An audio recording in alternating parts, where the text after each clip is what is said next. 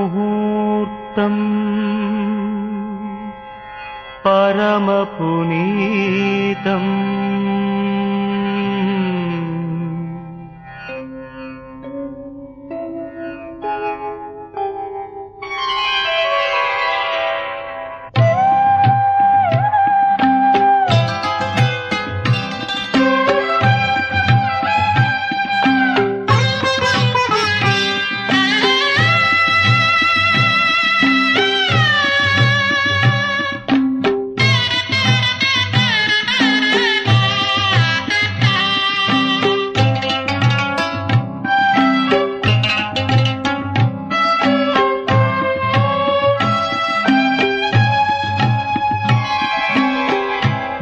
ब्रह्ममुहूर्तम् परमपुनीतम् आ परमात्मुनि पावनगीतम्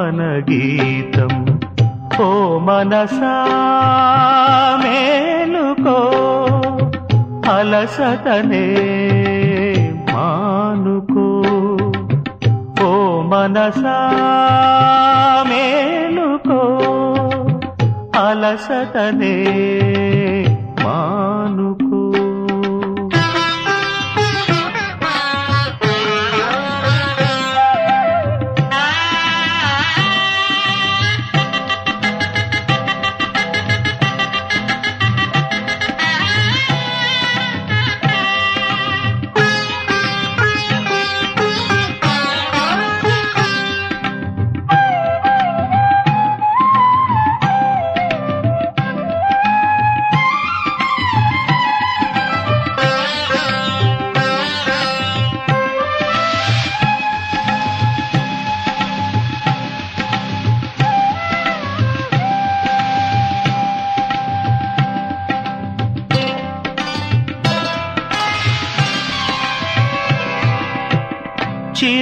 చిరుగాలులలో మురళీ స్వరధుని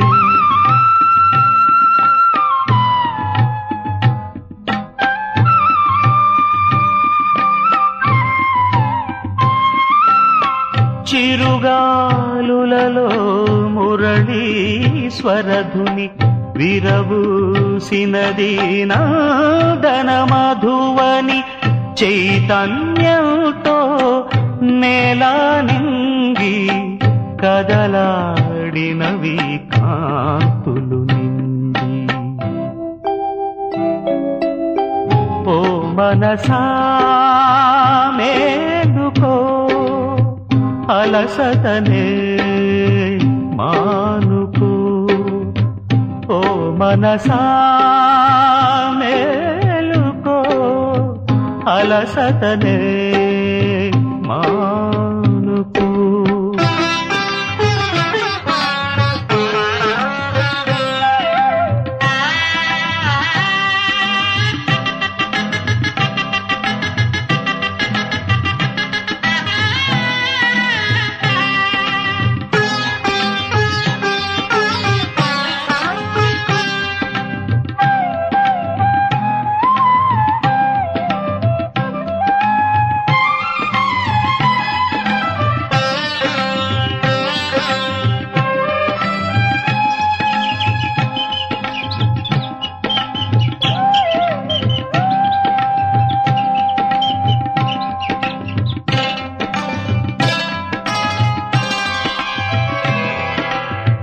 కిలకిల పలికెను కొమ్మల చిలుకలు వినగల వీణుల తేనెల చినుకులు ఆ పరమాత్ముని మేలు కొలుపులివి బ్రహ్మముహూర్తపు స్వర్ణ క్షణములివి. ఓ మనసా మేలుకో అలసటనే మానుకో. ఓ మనసా మేలుకో అలసటనే మానుకో.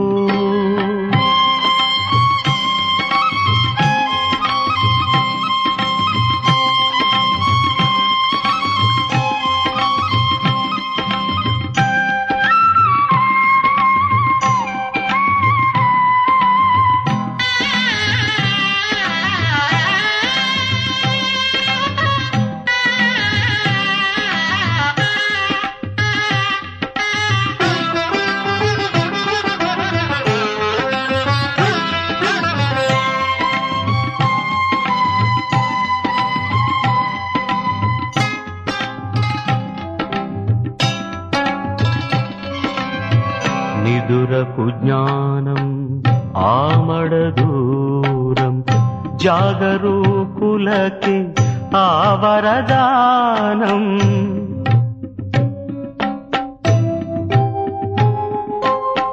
నిదురకు జ్ఞానం ఆమడ దూరం జాగరూకులకి ఆ వరదానం.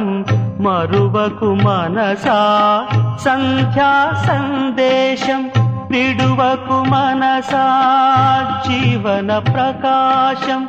విడువకు మనసా జీవన ప్రకాశం. బ్రహ్మముహూర్తం పరమ పునీతం ఆ పరమాత్ముని పావన గీతం. ఓ మనసా మేలుకో అలసటనే మానుకో. ఓ మనసా మేలుకో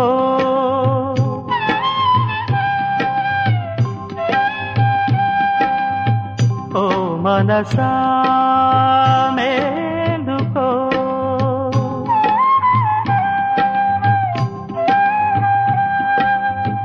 ఓ మనసా మేలుకో.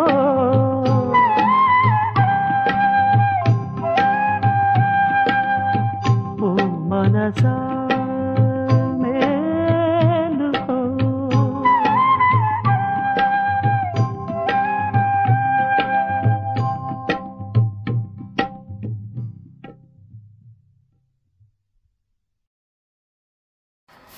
ఓం శాంతి. మధురమైన పిల్లలారా, పిల్లలైన మిమ్మల్ని సుఖశాంతుల ప్రపంచానికి తీసుకెళ్లేందుకు బాబా వచ్చారు. శాంతి సుఖములో ఉండేవి శాంతిధామము మరియు సుఖధామంలోనే. ప్రశ్న: ఈ యుద్ధ మైదానంలో మొట్టమొదట మాయ ఏ విషయంలో దాడి చేస్తుంది? నిశ్చయంపై దాడి చేస్తుంది. నడుస్తూ నడుస్తూ నిశ్చయం క్షీణింపచేస్తుంది. అందుకే ఓడిపోతారు. అందరి దుఃఖాన్ని హరించే సుఖం ఇచ్చేవారు మనకు శ్రీమతాన్ని ఇస్తూ ఉన్నారు. ఆది మధ్యాంతాల జ్ఞానాన్ని వినిపిస్తూ ఉన్నారని పక్కా నిశ్చయం ఉంటే ఎప్పుడూ మాయ చేతిలో ఓడిపోరు. పాట: ఈ పాప ప్రపంచం నుంచి దూరంగా తీసుకువెళ్ళు. ఓం శాంతి. ఎక్కడికైనా తీసుకువెళ్ళండి అని ఎవరిని అడుగుతూ ఉన్నారు. ఎలా తీసుకుపోవాలి? ఈ విషయాలు ప్రపంచంలో ఎవ్వరికీ తెలియదు. బ్రాహ్మణ కులభూషణులు మీకు కూడా నెంబర్ వారుగా తెలుసు. ఇతనిలో ఎవరు ప్రవేశించారో వారు తమ పరిచయాన్ని, తమ రచన యొక్క ఆది మధ్యాంత జ్ఞానాన్ని వినిపిస్తూ ఉన్నారో వారు అందరి దుఃఖాన్ని హరించి అందరినీ సుఖదాతలుగా చేస్తున్నారని పిల్లలు మీకు తెలుసు. ఇదేది కొత్త విషయం కాదు. తండ్రి కల్పకల్పము వస్తారు, అందరికీ శ్రీమతం ఇస్తారు. ఈ తండ్రి కూడా అప్పటివారే, మనం కూడా అప్పటివారమే అని పిల్లలు మీకు నిశ్చయం ఉండాలి. పిల్లలను శాంతిధామానికి, సుఖధామానికి తీసుకువెళ్ళేందుకు నేను వచ్చానని తండ్రి చెప్తూ ఉన్నారు. కానీ మాయ నిశ్చయం చేసుకోనివ్వదు. సుఖధామానికి వెళ్తూ ఉన్నప్పుడు మాయ ఓడిస్తుంది. ఇది యుద్ధ మైదానం కదా, అది బాహుబల యుద్ధము, ఇది యోగబల యుద్ధము. యోగబలము చాలా ప్రసిద్ధి అయినది, అందుకే అందరూ యోగము యోగము అంటూ ఉంటారు. మీరు ఈ యోగాన్ని ఒక్కసారి మాత్రమే నేర్చుకుంటారు. వారు అనేక ప్రకారాలైన హఠయోగాలు నేర్చుకుంటారు. తండ్రి వచ్చి యోగం ఎలా నేర్పిస్తారో వారికి తెలియదు. వారు ప్రాచీన యోగాన్ని నేర్పించలేరు.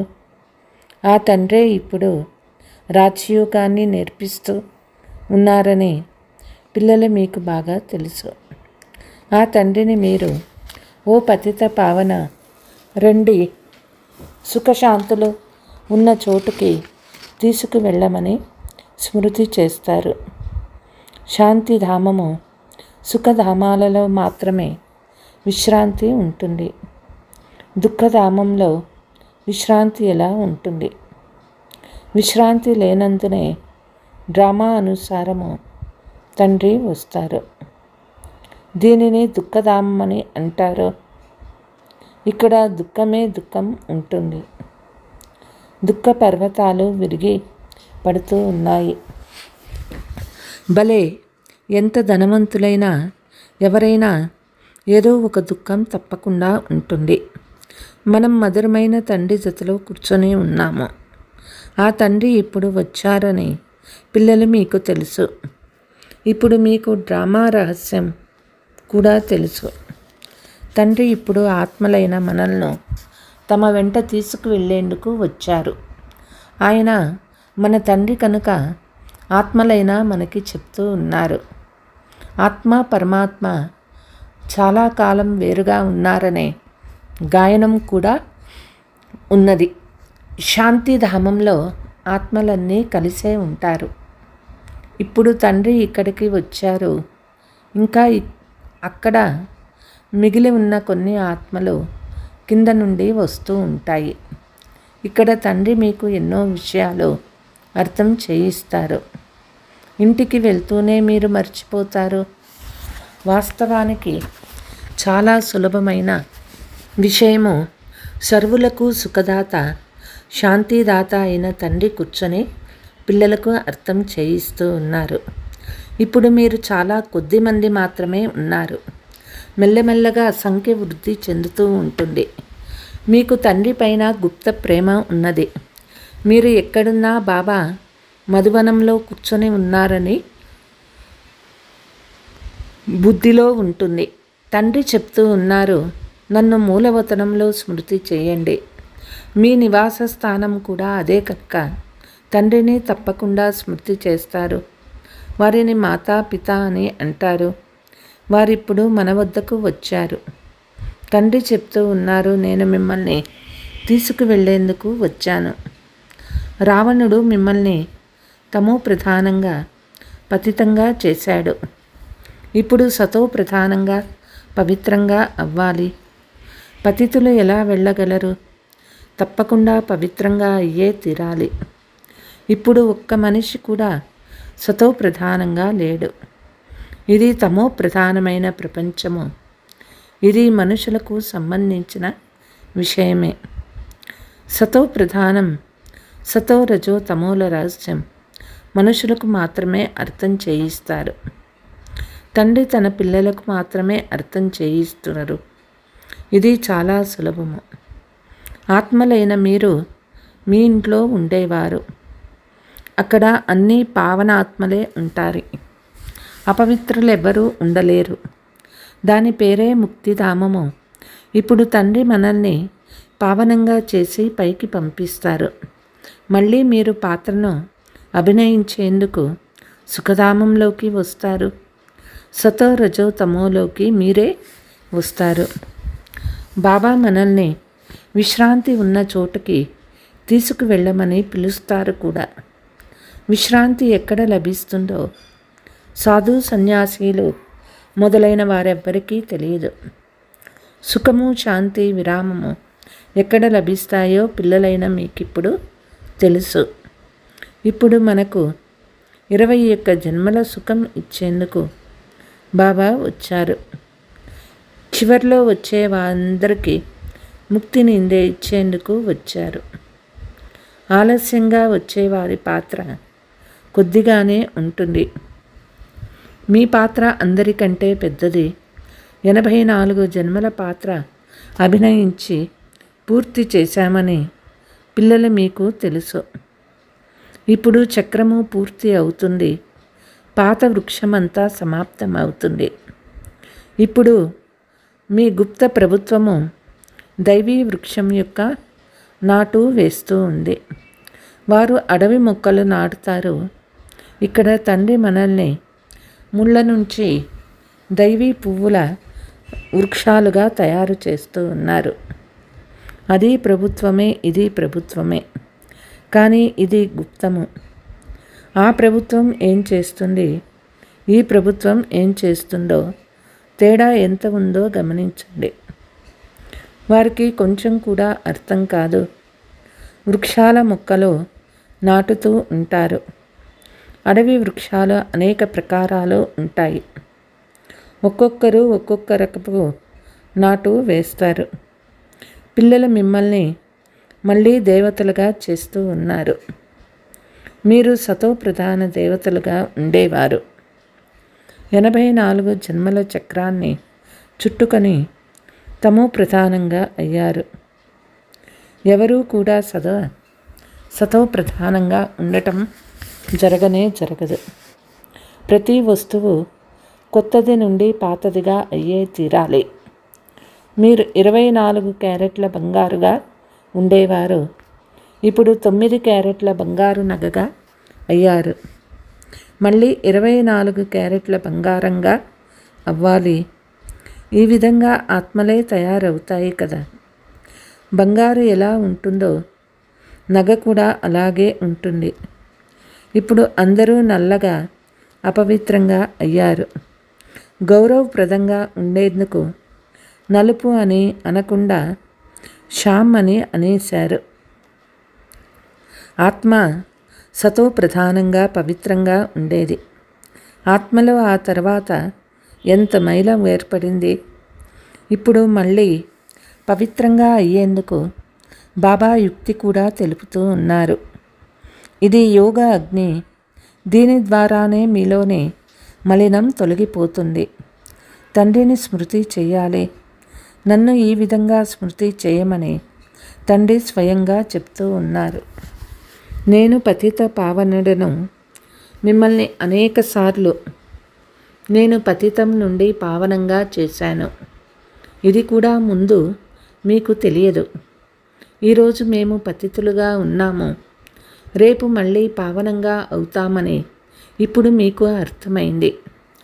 వారు కల్పాయుష్యుని లక్షల సంవత్సరాలు వ్రాసి మనుషులను గాఢాంధకారంలో పడేశారు.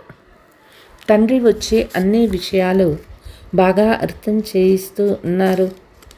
మమ్మల్ని చదివించేది జ్ఞానసాగర్లు, పతిత పావనులు, సర్వులకి సద్గతి దాత అని పిల్లలు మీకు తెలుసు. మనుషులు భక్తి మార్గంలో ఎంతో మహిమ చేస్తారు. కానీ దాని అర్థం కొంచెం కూడా తెలియదు. స్తుతి చేయనప్పుడు అందరినీ కలిపేస్తారు. అంతా కలపగలుపు చేసేశారు. ఎవరు ఏం నేర్పిస్తే దానిని కంఠస్థం చేసేశారు. ఇప్పుడు తండ్రి చెప్తూ ఉన్నారు, మీరు నేర్చుకున్నదంతా మర్చిపోండి. జీవించి ఉండి నా వారిగా అవ్వండి. గృహస్థ వ్యవహారంలో ఉంటూ యుక్తిగా నడుచుకోండి. ఒక్క తండ్రిని మాత్రమే స్మృతి చేయాలి. వారిది హఠయోగము, మీరు రాజయోగులు. ఇంట్లో వారికి కూడా ఈ శిక్షణ ఇవ్వాలి. మీ నడివడిక చూసి వారి మిమ్మల్ని అనుసరించాలి. ఎప్పుడూ పరస్పరం కొట్లాడరాదు. ఒకవేళ కొట్లాడుతూ ఉంటే ఇతరులు ఏమనుకుంటారు? వీరిలో చాలా కోపం ఉందని అనుకుంటారు. మీలో ఏ వికారము ఉండరాదు. మానవుని బుద్ధి సమాప్తం చేసేది సినిమా. అది ఒక నరకం వంటిది. అక్కడికి వెళ్తూనే బుద్ధి సమాప్తం అవుతుంది. ప్రపంచంలో ఎంతో మురికి అపవిత్రత ఉంది. ఒకవైపు ప్రభుత్వము 18 సంవత్సరాల లోపు ఎవ్వరూ వివాహం చేసుకోరాదు అని చట్టం చేస్తుంది. అయినా చట్టవిరుద్ధంగా అనేక వివాహాలు జరుగుతూ ఉంటాయి. చంక బిడ్డలను కూడా ఒడిలో కూర్చోపెట్టుకొని వివాహం చేస్తూ ఉంటారు. ఇప్పుడు బాబా మనల్ని ఈ చీచీ ప్రపంచం నుంచి తీసుకువెళ్తారు. పిల్లలు, మీకు తెలుసు, మనల్ని స్వర్గానికి అధికారులుగా చేస్తారు. నిర్మోహులై కేవలం నన్ను స్మృతి చేయండని తండ్రి చెప్తూ ఉన్నారు. కుటుంబ పరివారంలో ఉంటూ నన్ను స్మృతి చేయండి. శ్రమ చేస్తే కదా విశ్వానికి అధికారులుగా అయ్యేది. తండ్రి చెప్తూ ఉన్నారు, నన్నొక్కరిని స్మృతి చేయండి. ఇతర ఆసురీ గుణాలను వదలండి. రాత్రి ఈ పూట ప్రతిరోజు లెక్కాచారాన్ని చూసుకోండి. ఇది మీ వ్యాపారము. ఈ వ్యాపారాన్ని ఎవరో అరుదుగా చేస్తారు. 1 సెకండులో నిరుపేదలను కిరీటదారులుగా చేస్తారు. ఇది ఇంద్రజాలం కదా. ఇటువంటి ఇంద్రజాలకుని చేయి పట్టుకోవాలి. వారి మనల్ని యోగబలం వలన పతీత్ నుండి పావనంగా చేస్తారు. ఇతరులెవ్వరూ చేయలేరు. గంగతో ఎవ్వరూ పావనంగా అవ్వలేరు. పిల్లలు, మీలో ఇప్పుడు ఎంతో జ్ఞానం ఉన్నది. మీ ఆంతరికంలో బాబా మళ్ళీ వచ్చారనే సంతోషం ఉండాలి. దేవీల చిత్రాలు మొదలైనవి కూడా చాలా తయారు చేస్తారు. వారికి ఆయుధాలనిచ్చి భయంకరంగా చేసేస్తారు. బ్రహ్మకు కూడా అనేక భుజాలు చూపిస్తారు. కానీ ఇప్పుడు బ్రహ్మకు భుజాలు లక్షల సంఖ్యలో ఉంటాయని మీరు అర్థం చేసుకున్నారు. బీకే అందరూ ఈ బాబా ఉత్పత్తే కదా. అందుకే ప్రజాపిత బ్రహ్మకు అన్ని భుజాలు చూపిస్తారు. ఇప్పుడు మీరు రూప్ బసంతులుగా అయ్యారు. మీ నోటి నుండి సదా రత్నాలే వెలువడుతూ ఉండాలి. జ్ఞానరత్నాలు తప్ప ఇతరవేవి ఉండకూడదు. జ్ఞానరత్నాల విలువ ఎవరూ కట్టలేరు. తండ్రి చెప్తూ ఉన్నారు, మన్మనాభవ. తండ్రిని స్మృతి చేస్తే దేవతలుగా అవుతారు. अच्छा, मीठे मीठे सिकीलते बच्चों प्रति मात पिता बाप दादा का याद प्यार और गुड मॉर्निंग. रूहानी बाप के रूहानी बच्चों को नमस्ते. हम रूहानी बच्चों की रूहानी मात पिता बाप दादा को याद प्यार गुड मॉर्निंग నమస్తే. రాత్రి క్లాస్ ప్రదర్శనను ప్రారంభించేందుకు చాలా గొప్పవాళ్ళు మీ వద్దకు వస్తారు. భగవంతుణ్ణి పొందుకునేందుకు వీరు ఈ మంచి దారిని కనుగొన్నారని మాత్రమే వారు అర్థం చేసుకుంటారు. భగవంతుణ్ణి ప్రాప్తి చేసుకునేందుకు ఎలాగైతే సత్సంగాలు మొదలైనవి చేస్తారు, వేదశాస్త్రాలు చదువుతారు, అలా వీరు కూడా ఈ మార్గాన్ని ఎన్నుకున్నారని వారు అనుకుంటారు. అయితే వీరిని భగవంతుడే చదివిస్తున్నారని వారికి తెలియదు. కేవలం మంచి పనులు చేస్తారని, పవిత్రంగా ఉంటారని, భగవంతునితో మిలనం చేస్తారని మాత్రమే వాళ్ళకి తెలుసు. ఈ దేవీలు మంచి మార్గం కనుగొన్నారని మాత్రమే తెలుసు. అంతే. ఎవరితో ఉద్ఘాటన చేయిస్తారో వారే స్వయాన్ని చాలా గొప్పవారమని భావిస్తారు. కొంతమంది గొప్పవారు ఈ బాబా ఎవరో మహాపురుషుడని, వారిని కలుసుకోవాలని అనుకుంటారు. మొదట ఫామ్ నింపి పంపండి అని బాబా చెప్తారు. మొదట పిల్లలు మీరు తండ్రి పరిచయం పూర్తిగా ఇవ్వండి. పరిచయం లేకుండా వచ్చి ఏం చేస్తారు? మొదట పూర్తి నిశ్చయం ఉంటేనే శివబాబాతో కలుసుకోగలరు. పరిచయం లేకుంటే కలుసుకొని ఏం చేస్తారు? కొంతమంది ధనవంతులు వచ్చి వీరికి ఏమైనా ఇవ్వాలని అనుకుంటారు. కొంతమంది పేదవారు 1 రూపాయి మాత్రమే ఇస్తారు. ధనవంతులు 100 రూపాయలు ఇస్తారు. పేదవారి 1 రూపాయి విలువైనది. ధనవంతులైతే స్మృతి యాత్రలో యథార్థ రీతిగా ఉండరు. వారు ఆత్మాభిమానిగా అవ్వలేరు. మొదట పతీత్ నుండి పావనంగా ఎలా అవ్వాలో వారికి వ్రాసి ఇవ్వండి. తమో ప్రధానం నుండి సతో ప్రధానంగా అవ్వాలి. ఇందులో ప్రేరణ మొదలైన విషయాలేవీ లేవు. నన్నొక్కరినే స్మృతి చేస్తే తుప్పు వదిలిపోతుందని తండ్రి చెప్తూ ఉన్నారు. ప్రదర్శనలు మొదలైనవి చూసేందుకు వస్తారు.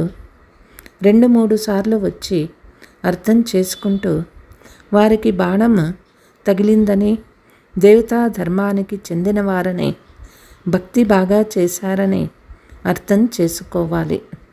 కొంతమందికి ఈ జ్ఞానం బాగుంటుంది, కానీ లక్ష్యాన్ని పట్టుకోకుంటే వారు దేనికి పనికి వస్తారు? డ్రామా నడుస్తూనే ఉంటుందని పిల్లలు మీకు తెలుసు. ఏం జరుగుతుందో అదంతా బుద్ధిలో అర్థం చేసుకోగలరు. మీ బుద్ధిలో చక్రము తిరుగుతూనే ఉంటుంది, రిపీట్ అవుతూనే ఉంటుంది. ఇంతకుముందు ఎవరు ఏం చేశారో మళ్ళీ అదే చేస్తారు. తండ్రి ఎవరి నుండి అయినా తీసుకోవడం, తీసుకోకపోవడం వారి చేతిలో ఉంది. భలే ఇప్పుడు సెంటర్లు మొదలైనవి ప్రారంభిస్తారు. ధనం పనికి వస్తుంది. మీ ప్రభావం వెలువడినప్పుడు ధనమేం చేసుకుంటారు? ముఖ్యమైనది పతీత్ నుండి పావనంగా అవ్వడం. అది చాలా కష్టము. ఇందులో లగ్నమైపోవాలి. మనమైతే తండ్రిని స్మృతి చెయ్యాలి. రొట్టె తినాలి, తండ్రి స్మృతి చెయ్యాలి. మొదట మనము తండ్రి నుండి వారసత్వం తీసుకోవాలని భావిస్తారు. మనం ఆత్మలము అనే విషయము మొదట పక్కా నిశ్చయం చేసుకోవాలి. ఇటువంటి వారైతే వేగంగా పరుగు తీస్తారు. వాస్తవానికి పిల్లలు మీరు యోగబలంతో విశ్వమంతటిని పవిత్రంగా చేస్తారు. కనుక పిల్లలకు ఎంత నశ ఉండాలి? ముఖ్యమైనది పవిత్రత. ఇక్కడ చదివిస్తారు. పవిత్రంగా కూడా అవ్వాల్సి వస్తుంది. స్వచ్ఛంగా కూడా ఉండాలి. లోపల ఇంకే విషయము గుర్తుండరాదు. అశరీరీ భవ అని పిల్లలకు అర్థం చేయించబడుతుంది. ఇక్కడికి మీరు పాత్రను అభినయించేందుకు వచ్చారు. అందరూ ఎవరి పాత్ర వారు చేసే తీరాలి. మీ జ్ఞానము బుద్ధిలో ఉండాలి. మెట్ల చిత్రంపై కూడా మీరు అర్థం చేయించవచ్చు. రావణ రాజ్యము పతితము, రామరాజ్య పావనము. పతీత్ నుండి మళ్ళీ పావనంగా ఎలా అవ్వాలి? ఇటువంటి విషయాలను రమిస్తూ ఉండాలి. దీనినే విచారసాగర మథనం అని అంటారు. 84 జన్మల చక్రము గుర్తు రావాలి. నన్ను స్మృతి చేయండి అని తండ్రి చెప్తూ ఉన్నారు. ఇది ఆత్మీక యాత్ర. తండ్రి స్మృతి ద్వారా మాత్రమే వికర్మలు వినాశమవుతాయి. ఆ శారీరక యాత్రల ద్వారా ఇంకే వికర్మలు తయారవుతాయి. ఇది ఒక తాయెత్తు అని చెప్పండి. దీనిని అర్థం చేసుకుంటే అన్ని దుఃఖాలు దూరమైపోతాయి. దుఃఖము దూరమయ్యేందుకు తాయెత్తు ధరిస్తారు. ధారణ నిర్మోహులుగా అయ్యి తండ్రి స్మృతి చేయాలి. కుటుంబ పరివారంలో ఉంటూ విశ్వానికి యజమానులుగా అయ్యేందుకు శ్రమ చేయాలి. అవగుణాలను వదులుతూ ఉండాలి. మీ నడవడిక ఎలా ఉండాలి అంటే వాటిని చూసి అందరూ మిమ్మల్ని అనుసరించాలి. ఆంతరికంలో ఏ వికారము ఉండరాదు. ఇది చెక్ చేసుకోవాలి. వరదానము డబల్ సేవ ద్వారా అలౌకిక శక్తిని సాక్షాత్కారం చేయించే విశ్వసేవాధారి భవ. ఎలాగైతే తండ్రి స్వయమే విశ్వసేవకులో అలా మీరు కూడా తండ్రి సమానం విశ్వసేవాదారులు.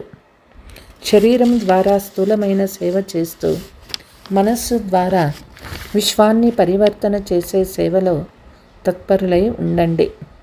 ఒకే సమయంలో శరీరము మరియు మనస్సుతో కలిపి సేవ జరగాలి.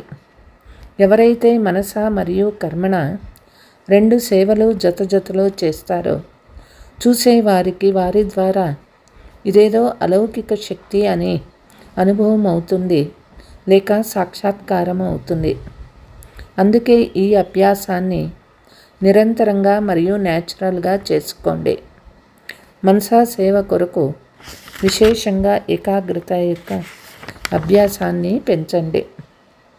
స్లోగన్: సర్వుల పట్ల గుణగ్రాహకులుగా అవ్వండి, కానీ బ్రహ్మ బాబాను ఫాలో చేయాలి. ఓం శాంతి.